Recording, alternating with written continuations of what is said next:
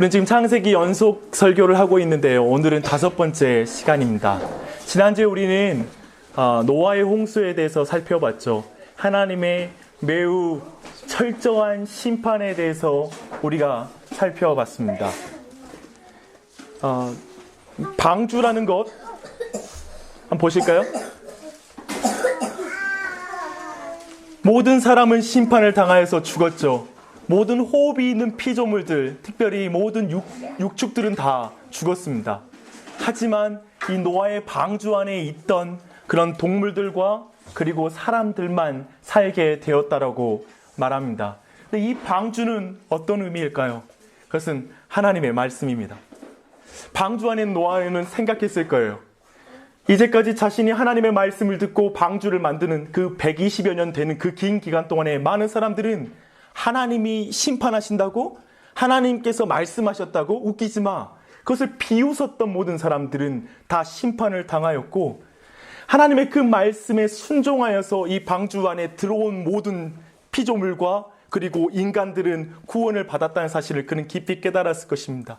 하지만 노아 또한 그 과정 속에서 내가 순종했으니까 여기 있는 거야, 나 괜찮은 사람이야 라고 생각한 게 아니라, 자신이 하나님의 말씀을 지킨 게 아니라 하나님의 말씀이 자신을 지킨 것을 깨달았겠죠. 자신이 진리를 지키는 게 아니라 진리가 자신을 지킨다라는 것을 깨달았을 것입니다. 자기가 하나님을 만들고 내가 하나님을 섬기는 게 아니라 하나님께서 도리어 자신을 구원하고 자신을 섬기는 분으로서 계신다는 사실 또한 깨달았을 것입니다. 그 은혜 안에 감격했겠죠. 그 가운데 그는 이제 그 방주에서 내리자마자 한 행동이 뭐냐면 하나님 앞에 가서 제사를 지내는 겁니다. 근데 방주에 내려갈 때 성경은 재미있는 표현을 씁니다. 그러니까 밖에 육지가 말랐기 때문에 야, 육지 말랐으니까 빨리 문 열고 나가자 라고 말하는 것이 아니라 8장에 보면 하나님께서 말씀하시니 그가 방주에서 내려왔다고 말하는 것이죠. 그는 철저히 깨닫는 거예요. 오직 하나님의 말씀을 지킬 때 그 말씀대로 행할 때에만이 구원이 있다는 사실을 깨닫는 거예요. 모든 종교다원주의적 이 세상 속에서 많은 길이 있고 하나님의 이르는 길이 있다고 말하는 세상에서 철저히 믿음의 사람들과 성경의 사람들이 이걸 고백하는 거죠. 오직 하나님이 말씀하신 길에만 구원이 있다. 오직 성육신 하신 하나님의 말씀만이 구원이 있다라고 믿는 것이죠. 그러한 동일한 가운데 이 노아는 철저하게 하나님의 말씀에 따라서 나왔다라고 성경은 말하고 있습니다. 우리 모두 주일날 이 자리에 나왔습니다. 왜 나오셨습니까? 좀 쉬시지 그러셔요. 좀 주무시지. 여러분이 이 자리에 나와 있는 이유는 아마 주의를 지키기에 와 있죠. 예배를 지키기에 와 있다 라고 말하겠죠. 그리고 내가 말씀을 지키기 위해 와 있다라고 말할 수 있겠죠. 하지만 기억하십시오. 예배가 여러분을 지킵니다. 하나님의 말씀이 여러분을 지킬 것입니다. 진리가 여러분을 지킬 것입니다. 그 은혜 가운데 우리 모두 이 자리에 나와 있는 거예요. 그리고 이 예배 가운데 하나님 놀라운 복을 주시고 약속을 해주십니다. 그 명령을 주십니다. 노아의 예배를 받으시고 하나님께서 복과 명령을 주신 것처럼 이 시간에도 우리 모두에게 복과 명령을 주십니다. 이제 그걸 살펴볼게요. 9장 1절입니다. 9장 1절로 7절 말씀을 먼저 읽겠습니다. 다 함께 읽습니다. 하나님이 노아와 그 아들들에게 부르시고 그들에게 이르시되 생육하고 번성하여 땅에 충만하라.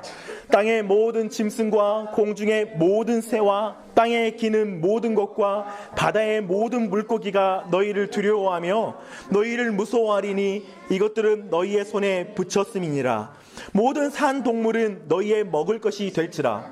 채소같이 내가 이것을 다 너희에게 주노라. 그러나 고기를 그 생명되는 핏째 먹지 말 것이니라. 내가 반드시 너희의 피 곧 너희의 생명의 피를 찾으리니 짐승이면 그 짐승에게서 사람이나 사람의 형제면 그에게서 그의 생명을 찾으리라.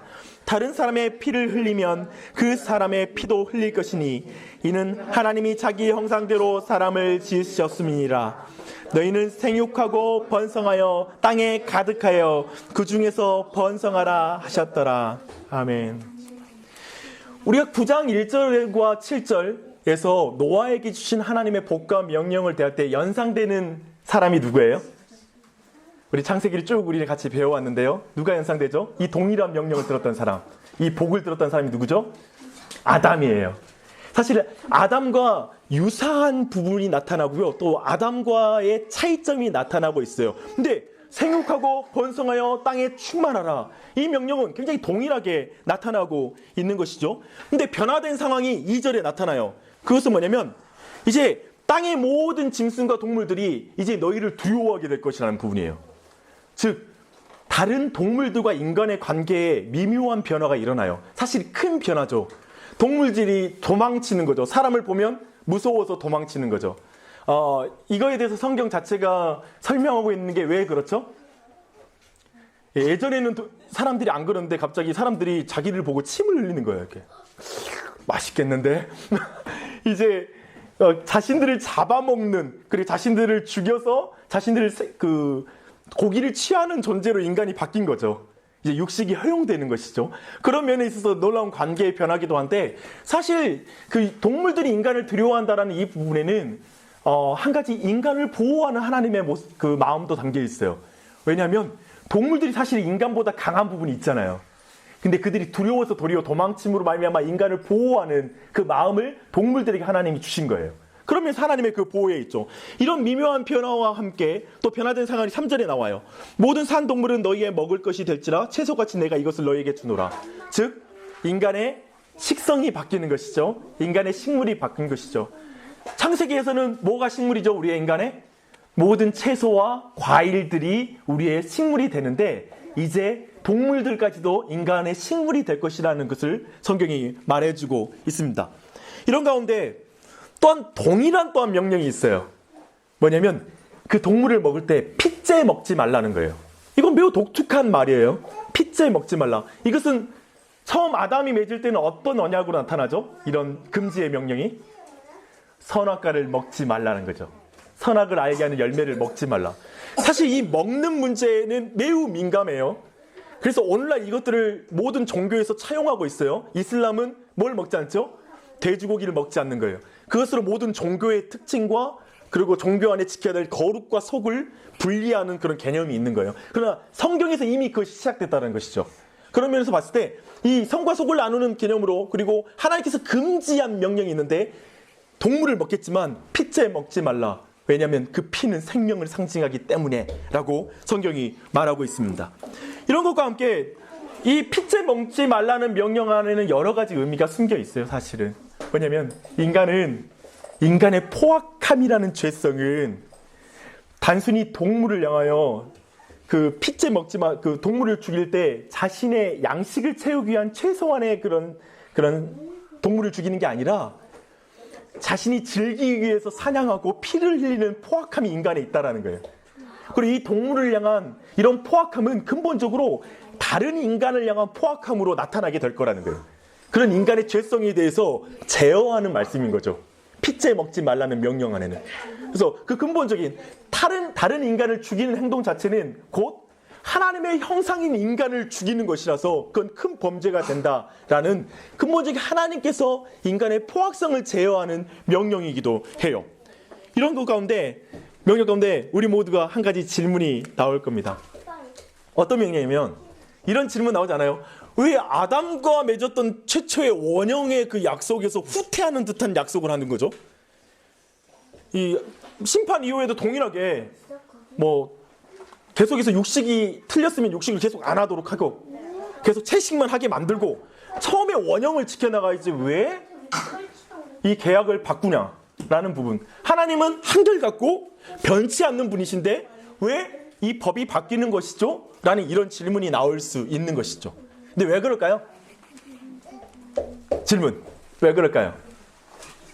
계약하시는 하나님 면에서는 그분은 지금 변치 않고 한결같은 분이세요. 그런데 계약을 맺는 인간의 상태가 바뀐 거예요. 첫사람 아담은 죄가 없는 상태에서 하나님과의 맺은 언약이었죠. 그런데 지금 여기서는 죄가 있는, 여전히 그 노아의 홍수 가운데 그 홍수를 통과하여 하나님께 구원을 받았지만 사실 노아와 그 자손들은 여전히 죄의 영향력 속에 있다라는 거예요. 이 부분을 생각했을 때 이 계약의 조건이 지금 약간 바뀐 형태에 대해서 우리가 이해할 수가 있습니다. 그러나 동일한 또 한 가지의 약속이 있습니다. 너희들이 죄를 범하면 너희들의 핏값을 내가 너희에게 취하겠다. 즉 너희는 죽을 것이다. 죽으리라는 그 명령 자체는 바뀌지 않은 거예요. 노아의 홍수를 경험했어요. 그런데 죽음은 오는 거예요. 우리 모두 예수를 믿었어요. 그런데 우리에게도 죽음이 찾아오는 거예요. 모든 조건에서 인간의 죄성은 여전히 영향을 미치고 있다라고 성경은 계속해서 말하고 있는 거예요. 여러분, 너가 피째 먹으면 내가 너로부터 피를 취하겠다라는 이 말씀을 들었을 때 노아와 아들들의 마음은 어땠을까요? 노아의 아들의 마음, 아마 그들의 마음은 긴장됐을 것입니다.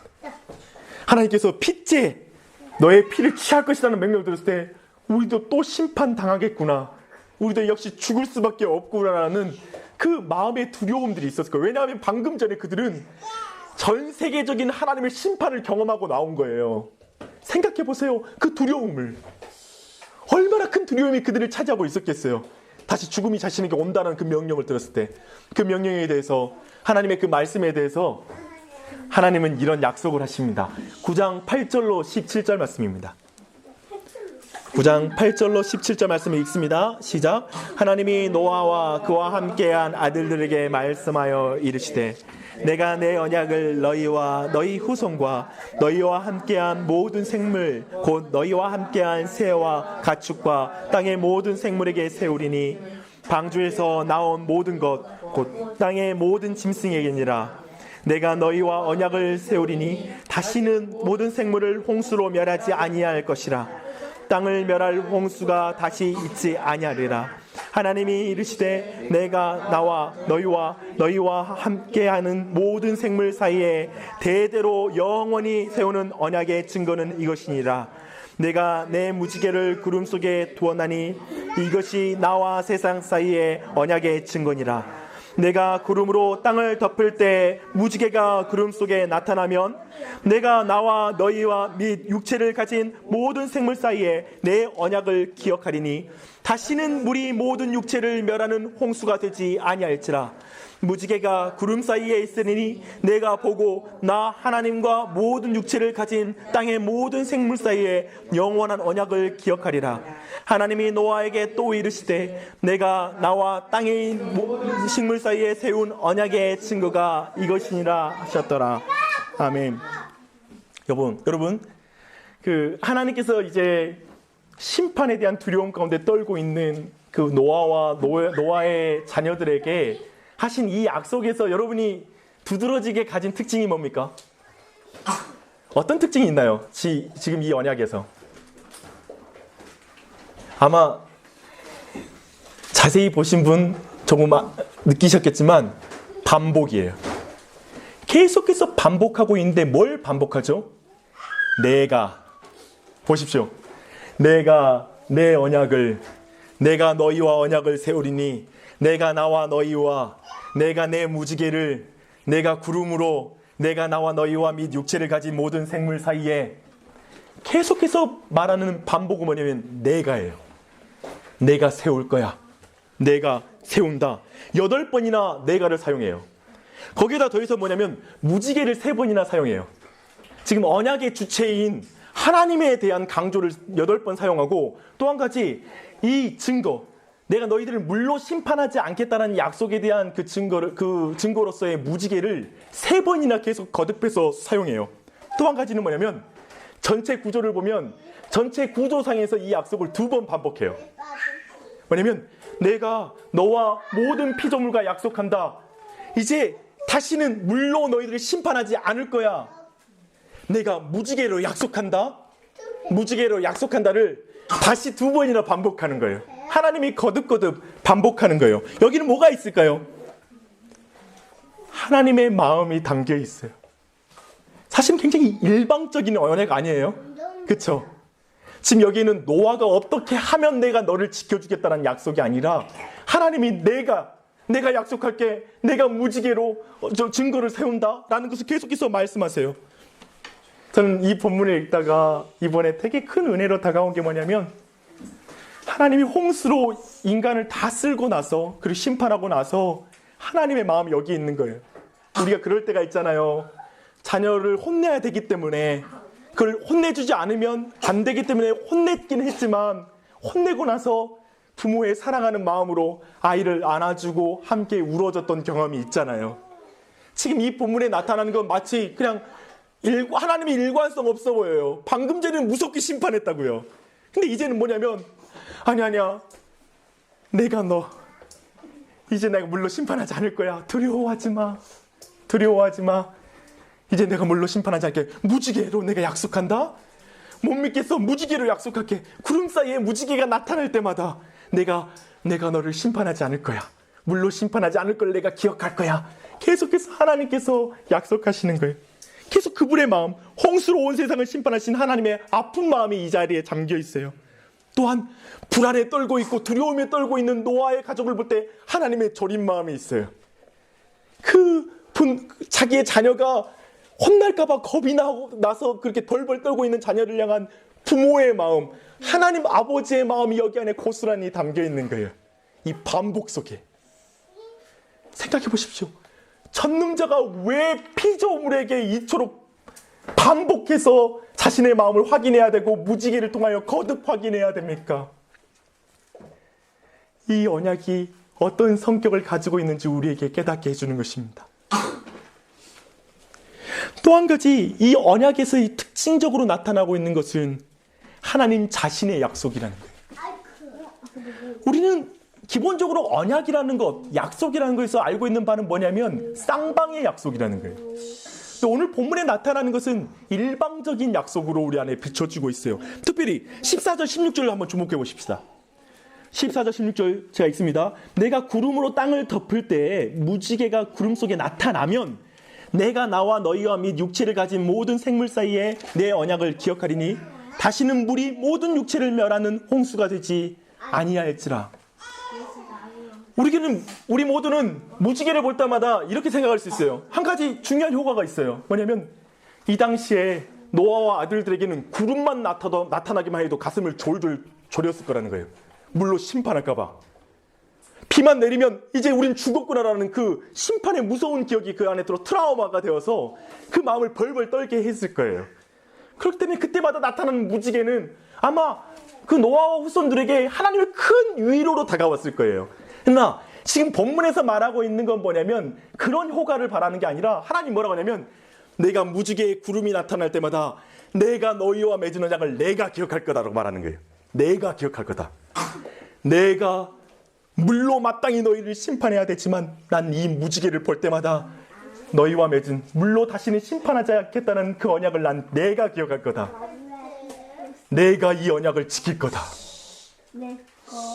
내가 너희를 향한 언약을 지킬 것이다 라고 계속해서 거듭해서 말씀하시는 거예요. 보십시오. 무지개예요. 구름 속에 나타난 무지개죠. 우리는 방금 전에 하나님의 복과 명령에 대해서 살폈고요. 그리고 하나님의 약속을 살폈어요. 근데 여전히 우리 안에 해결되지 않는 한 가지 문제가 있습니다. 그것은 뭐냐면 물로 심판하지 않지만 우리가 여전히 죄를 가지고 있고 그 죄에 대해서 하나님은 다른 방식으로 심판하실 거라는 불안함이죠. 두려움이죠. 근데 이 무지개라는 이거 안에 성경은 묘한 표현을 하고 있습니다.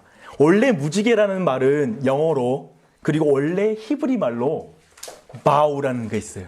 즉 활이라는 의미가 있어요. 하늘에 활이 나타나면 내가 그것을 보면 내가 너희를 물로 심판하지 않을 것을 기억할 것이다. 이 활이라는 것은 어디를 향하죠? 하늘을 향하고 있어요. 원래 활은 우리가 마땅히 심판받아야 되기 때문에 이렇게 땅을 향해서 향해야 할 거예요. 그러나 무지개는 하늘을 향하여 화살이 향하고 있는 거예요. 하나님은 인간은 인간의 죄로 말미암아 마땅히 인간을 심판해야 되는데 그분이 자신에게로 화살을 향하고 있는 거예요.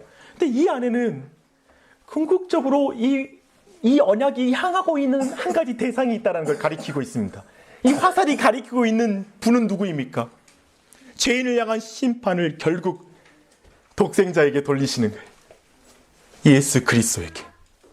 마땅히 이 화살을 받아 죽어 마땅한 존재이나 하나님께서는 자신에게 화살을 향하셔서 독생자, 성자이신 독생자 예수 그리스도에게 그 모든 형벌, 모든 죄에 대한 형벌을 그분께로 향하겠다라는 그분의 궁극적인 성취가 가리키고 있는 것이에요. 하나님은 화살을 볼 때마다 기억하는 거예요. 결국 내가 너의 모든 죄를 감당할 것이다. 또 한 가지, 죄인이 흘린 피를 마땅히 우리가 흘려야 하지요. 그러나 죄인이 흘려야 할 피를 죄가 없으신 하나님께서 흘려주시겠다라는 그 사실을 이 언약 가운데 나타내고 있는 거예요. 이분이 노아와 맺은 언약 속에 나타난 우리 주 하나님이십니다.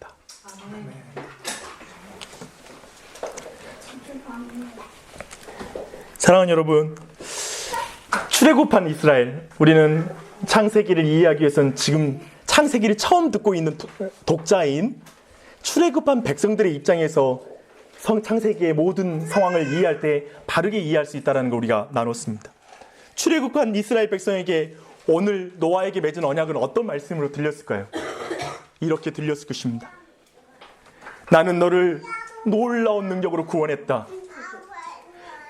홍해의 물을 갈라 벽이 되게 하여 물로부터 너희들을 구원했다. 저 애굽 사람들은 그 물이 애굽의 군대에게는 심판의 자리였으나 그 물의 자리는 너를 내가 물로부터 구원한 자리이다. 모세스, 물로부터 건져 올린 그를 통하여 너희를 물로부터 건져 올렸다. 난 너를 그렇게 구원하였다. 그래서 신의 산에 이끌어 너와 언약을 맺었다. 근데 내가 언약을 맺는 그 순간에 너희들은 그 땅에서 황금 우상을 만들었다. 그래도 난 너희들을 심판하지 않았다. 너희들은 광야에서 수십 번 나와의 언약을 깨뜨렸다. 그런데도 나는 너와의 언약을 지켰다. 너를 이끌고 있다. 이스라엘 백성은 노아와 하나님 맺은 언약을 가장 잘 이해했을 거예요.